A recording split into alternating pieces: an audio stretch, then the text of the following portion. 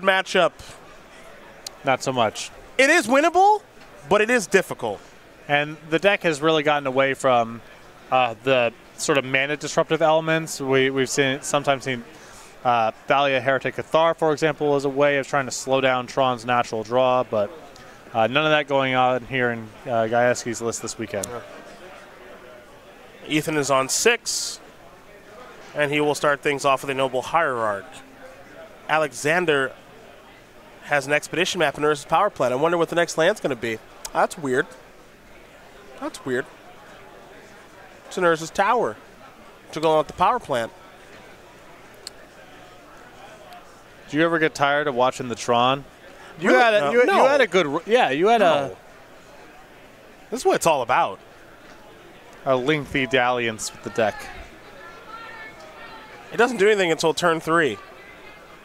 I know. And sometimes the thing it does on turn 3 is embarrassing. Just not even good. Yeah. So what are we even talking about? Not a bad start for Ethan if he were on the play. But he's not, so we'll see if Alexander's got something awesome to do. There's Nerds' Mind, Tron Online. Ooh, Chromatic Star. Somewhat good news for Gaieski here, that although who knows how much he cares about Worm Coil, that actually might be a good play for his curve, depending if he has Reflector Mage or not. Alexander's going to sacrifice that Chromatic Star for some green mana, I'm sure. That is a Thragtusk. One in the main. All right, well, that's problematic. Bit of a roadblock, as it were. I had to pull up the deck list really fast and just make sure, had we hopped into game 2 or something. Here comes Mantis Rider in the air, I'm sure. Absolutely. Champion will get a counter. 4 exalted damage in the air. Alexander's going to fall down to 21. But this clock is not fast enough, and Thragtusk is going to go up the works quite a bit.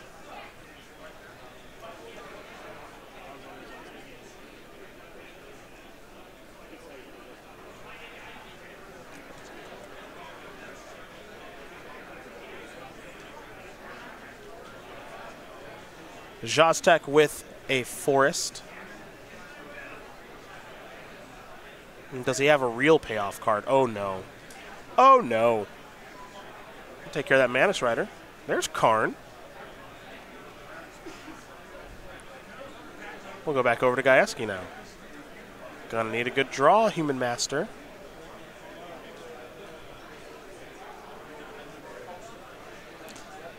Thragtusk here playing mode, just giving Alexander all the time in the world here. Indeed. Mantis Rider. Champion gets a counter. Thalia's Lieutenant. Champion gets 2 counters. Everybody else gets a counter. And these are actually really good attacks here for Gaieski, too, because Mantis Rider can take care of Karn.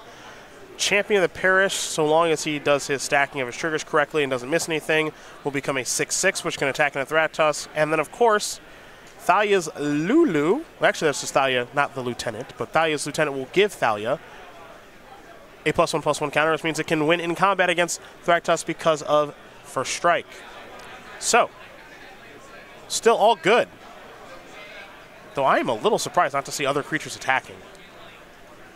Yeah, that seemed like a pretty good spot for both Thalia and Champion of the Parish to get in. Yeah, it's no risk, and you don't want to play any more turns.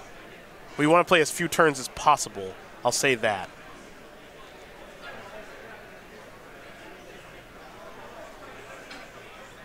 There's a Chromatic Star. And of course, the scary part here from Gaieski's perspective is he has no recourse over Alexander's best cards, and many of them just kind of end the game on the spot. Oblivion Stone or Ugin are both lights out. You mean like that? Like that.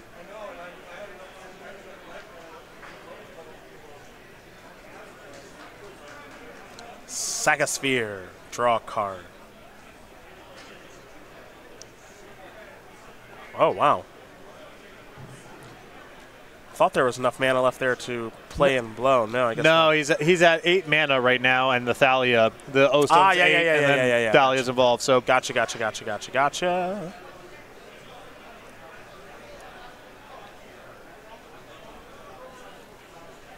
everybody.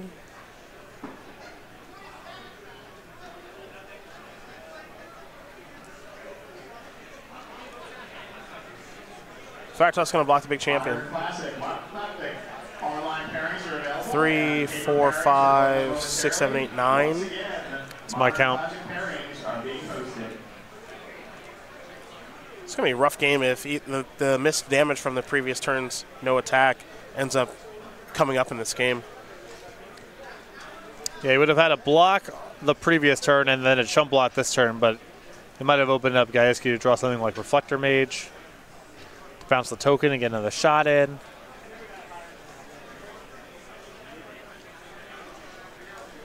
There's your Todd Anderson Beast token. Rawr. All right, blow this now. All the things are dead, which means that Alexander probably has something to play post-combat. This is an Ancient Stirrings.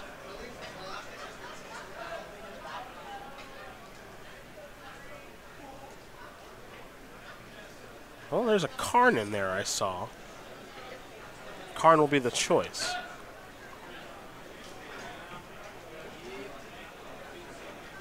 There's a Tower of Power.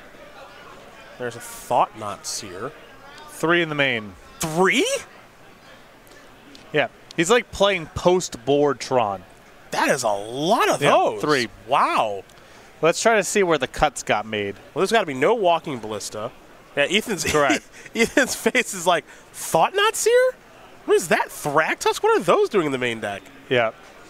It's interesting because normally you want those cards in part to hedge a little bit in matchups where assembling Tron is complicated. You want some 4 and 5 mana plays for, they play Blood Moon, but the game goes on for a long time. They Field of Ruin you get some lands and play Magic, so you want those 4s and 5s. And usually that's not the case game 1. That's like a post-board consideration. Mm-hmm. So it's interesting to have the deck constructed that way. Can't say I expected that. Let's look at the sideboards that these players are working with, starting with Ethan Gaieski, who has 4 copies of Auriok Champion, 3 Deputy of Detention, 2 Knight of Autumn, 2 Grafdigger's Cage, 2 Dismember, and 2 Chalice of the Void. So I could be taught into Deputy of Detention and Knight of Autumn as light interaction, and I don't mind Chalice on 1 in this matchup. It cuts off a lot of the cycling and redraw sort of stuff. It's better on the play than on the draw, but obviously there's some spots where you have Chalice for 1 on the second turn. They played a map on the first turn, and it doesn't really do anything. So I don't know how much of that he wants, but probably better than some of his more anti-creature measures. Other side of things here for Alexander and his Tron deck: 3 Nature's Claim, 2 Walking Ballista, 2 Spatial Contortion, 2 more copies of Thraktos, 2 Grafdigger's Cage, 2 Surgical Extraction, a Torpor Orb, and a Crucible of Worlds. I like the Torpor Orb in this matchup. A lot of enter the battlefield triggers. I would imagine the other Thraktos are going to be coming in along with the Spatial Contortions and the Walking Ballistas. Well, those are the options for both players. And game number 2 will be underway here in just a moment with Gaieski on the play. Very, very, very important in this matchup. So we'll see if he's able to tie things up and head us to a third and final one here momentarily. In the meantime, I want to talk about some personality tokens here, folks, on the SCG Tour, because we got some sweet ones. We got our friends with Commander Versus. That's, of course, Jeremy Knoll, Justin Parnell, Jonathan Suarez, Stephen Green, and Kyle West. They are tokens now, everybody. And their sets of 5 are available in March and April. Now, the ways you can get them: entry into any Star City Games Opener Classic or any StarCityGames.com order of $20 or more. Now, let's go over each one individually here. Justin Parnell always wanted to be a zombie token, so now he is one, so congratulations to Justin. For Jonathan Suarez, he is the only assembly worker token for Urza's Factory, so congratulations, Mr. Suarez. Next up, I don't remember what card this is. Farchild's War Riders. That's my bad. And the previous one we brought up the first time, I did know the assembly worker one. Yeah. Do you know why? Why what? How I knew that one. No. There was 1 copy in a Day 2 Tron list that I registered this morning. And I was like, oh, that's weird. Okay, whatever. And then they came up here, and I had the answer. Fair enough. See, it all comes full circle. Jeremy Knoll is going to be doing some gardening. He's making some plant tokens. And then Kyle West, who loves himself homunculus, or homunculi, I suppose, are the plural. He's the director of the show. Those are our personality tokens here in March and April. You can, of course, collect your set with entry into any Star City Games Open or Classic or any StarCityGames.com order of $20 or more. And don't forget, you can also get them by participating in Star City Games Invitational qualifiers near you. So go find one of those, because we still got lots of organized play to play in, especially if you want to qualify for the Star City Games Players Championship at the end of the year, like Ethan Gaieski is on pace to do. He's number 6 right now on the SCG Tour leaderboard. In a tough spot right now against Mono Green Tron. Humans can win this matchup, of course, because it can beat anything. And Tron can stumble and fumble, but that did not happen last game. Did not.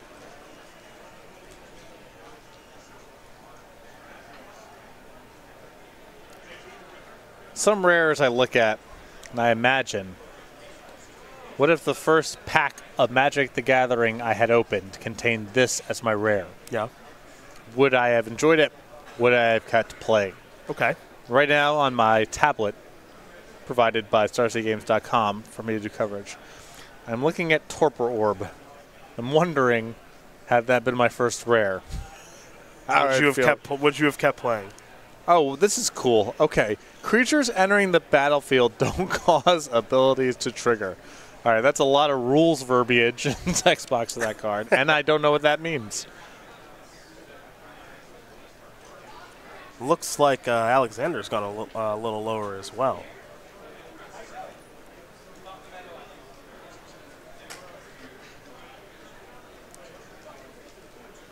Gaieski is going even lower. And certainly seems frustrated to do so at this stage of things. Both these players 11-2 here. Playing for a lot this weekend here in Philadelphia. A lot of prizes on the line, a lot of SCG points on the line as well. With $5,000 for the winner walking out of here at the Valley Forge Casino and Resort. And I mean, walking upstairs with $5,000 to the roulette table, as were 30 SCG points, an invite to our Season 1 Invitational. Second place, $2,000, 25 SCG points, invite to that Season 1 Invitational. The Berglund Center in Roanoke, Virginia, and SCG Con Summer, of which we've unveiled all the details, so you can head over to StarCityGames.com and learn more about that, as Alexander has a Tower of Power and an Expedition map. This is a Kite Sail Freebooter. All right, you see a hand here. Forest, O-Stone, Torpor Orb, Ghost Quarter. So if you're Ethan, you say, okay, no second Tron piece. And nothing that, no impactful second card here. Yep. So as far as the hand can look, this is about as good as it's going to get from Gaieski's perspective. It'll be time to snag that O-Stone here and say, let's keep this rolling. Might be able to beat a Torpor Orb. Though Humans does, of course, have a lot of enters the battlefield abilities. Thalia's Lieutenant, Reflector Mage. Went with the Torpor Orb. Could mean following up with a second Freebooter or a Meddling Mage or some such. Alexander will draw.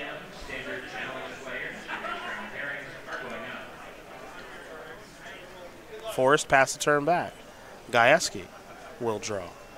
Picked up a copy of Horizon Canopy. Here's an attack for 2.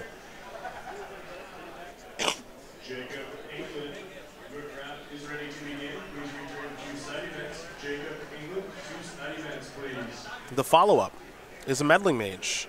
I imagine that's aiming Oblivion Stone. Yep. And it makes sense to sequence the way that he's sequenced here, because you would kind of want Meddling Mage on Oblivion Stone for long-term implications anyway. So you get the Torpor Orb out of the hand, and that happens before the Torpor Orb can be cast. And now you have the Meddling Mage out in front of the O-Stone, and you have cover against future Oblivion Stones as well. Yep. So the players make sure everything is confirmed and good to roll.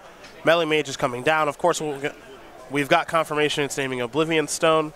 So there we go. Now what Ethan needs is to speed up this clock a little bit. A Mantis Rider or a Thalia's Lieutenant is what he needs now to close out this game. Yeah, Alexander a little bit off balance here.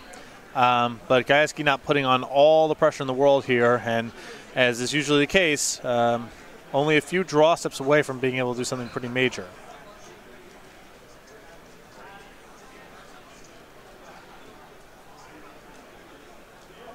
Ghost, ooh. A little surprised at that land being the play that turn instead of the Urza's power plant that was searched up. So we head back over to Gaieski. Well, if he doesn't have another Tron piece in hand or a big play to make, it doesn't really. There's no way for it to be to disrupt him at all, because he only gets one draw step a turn, and it's either the missing Tron piece or the big play. It can't be both. Yeah, I guess the problem I have with this is I don't know what you're activating Ghost Quarter on, because you're also setting yourself back a land drop by doing that. Yeah, I'm not sure what is to be gained by playing the Ghost Quarter, but I don't think it costs anything. Sure. Here comes Meddling Mage for 3 because of the Exalted trigger. Other than it reveals the information, if, Gaieski's on the ball about this, that Alexander has not drawn a big play. Mm-hmm. Because if you had drawn something major, you would obviously play the second Tron piece with the hopes of top decking the third one the following turn.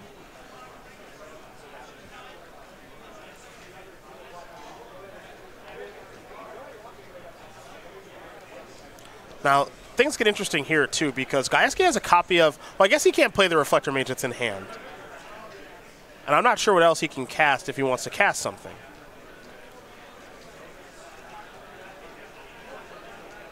But seeing that Thought Knot Seer in Game 1 main deck might be influencing his play a little bit. And I think that's going to make this game a little bit interesting. The name this time was Walking Ballista. There's the Urza's power plant. I'm just going to pass the turn back.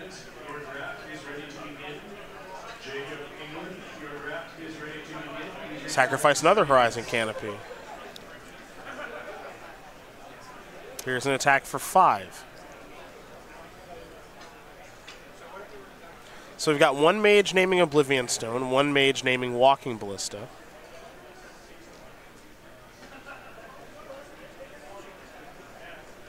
We've got a Tron player who is not doing Tron things, though. Oh, that's a tower. That is not a mine.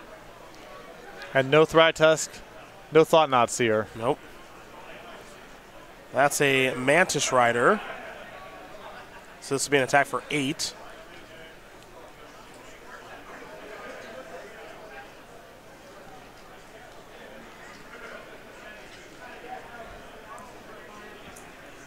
Is there a Spatial Contortion or anything? Well, I think we would have seen any of that stuff a while ago. Yeah.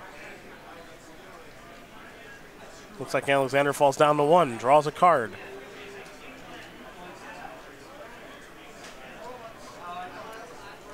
Sylvan Scrying, perhaps? Sylvan Scrying certainly plays here. That'll be a Chromatic Star. Nature's Claim It. So he still gets the draw. And gets the 4 life to hopefully peel into a mine to be able to do something that matters.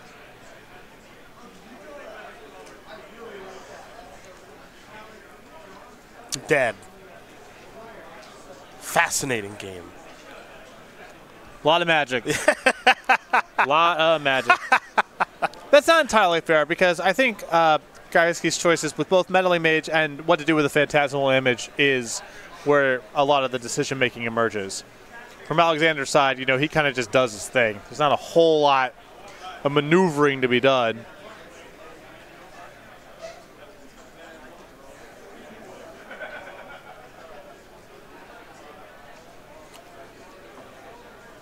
Gaieski going back to his sideboard a little bit here. Szostek as well. We'll see if they do change anything up. Doesn't seem like a lot of moving pieces at this stage for either player, though. Just some things to think about. This is a good matchup for Tron traditionally, but this is very much a play-draw dependent matchup for both sides. Yes. A lot of Tron's matchups are like that, because just having the thing on when you're out in front on the third turn, so much more powerful than being behind, and it makes it much more likely that your opponent has the opportunity to answer it. For example, you play a Worm Coil on turn 3, your opponent gets to have more of a battlefield and then potentially Reflector Mage it, and that's different on player draw. Whether or not your Karn resolves, that's going to be partially a function of whether or not you're the player of the draw. Yeah. So. Pretty crazy. Pretty crazy. Not real. I mean, the format just is not that long on ways to reliably break serve. And because of that, a lot of matchups are going to be really, really play draw oriented. A lot of the mono red matchups that I played over the years, you elect to take the draw because everything just trades off and, et cetera, et cetera. Not in modern. It's over too fast. You can't, like, extract an extra card and win the game that way. It doesn't work that way. Well, yesterday we saw a Death Shadow player go on the draw. Yeah, and get trucked. Yeah, died on the third turn. Yeah, took the draw in the mirror and got trucked. Yeah, that did happen, actually. I think it's fine to take the draw in that matchup, but it's not like a reliable path to be, ahead. Yeah. By any means. Well, these players are going to get ready here for game number 3. Todd Anderson hanging out back there with the life pad. He'll be back in the booth next round to bring us home in round number 15, where players will be playing for top 8, of course. But for now, let's talk about SCG game night. Talk about it. Let's talk about it. Let's talk about organized play and how there's a lack of it in Magic, but we're still bringing it on the local level. Anyway, head over to go.sarcgames.com/game night to find more information. Every month, Sarcgy Game comes out with tokens and sleeves that are sent to the store that are signed up for game night, and then stores can run game night however they want to, any day of the week, any format. Just get players in the store for some fun and friendly Magic. We have the March kit displayed in front of you. Vendi, VD, Armadisi. Again, go.sarcgames.com/game night. Find the game night closest to you in stores. If you want to get signed up for game night, contact your Star City Games in-store player representative. Yo, Todd, how's our backup match look? It was fast. That's what I like to hear. Hungry. What are we getting for dinner tonight, big guy? Not where we went yesterday. Here's an expedition map. That was not on me, by the way, for once. I swear, I grew up someplace where the food's incredible and you just go over the state line and it becomes a catastrophe. Yeah. Life comes at you fast. Champion of the parish is plural. This game is shaping up to be extremely cool. Yeah. Expedition map's going to find hers is mine. We're going to see how cool it is. Yeah, this is going to be just a super cool game.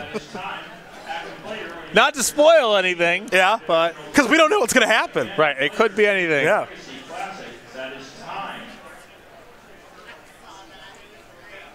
Just some fun and friendly gameplay. 7 mana.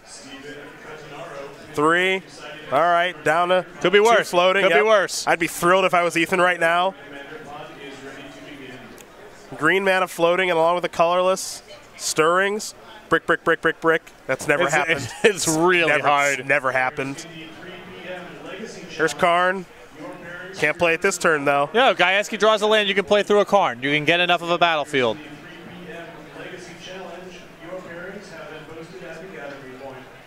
All right, another star.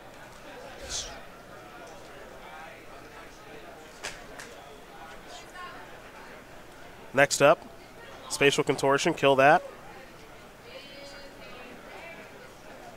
All right. Like not trying to get too fancy here. I mean, if Gaieski draw, oh boy.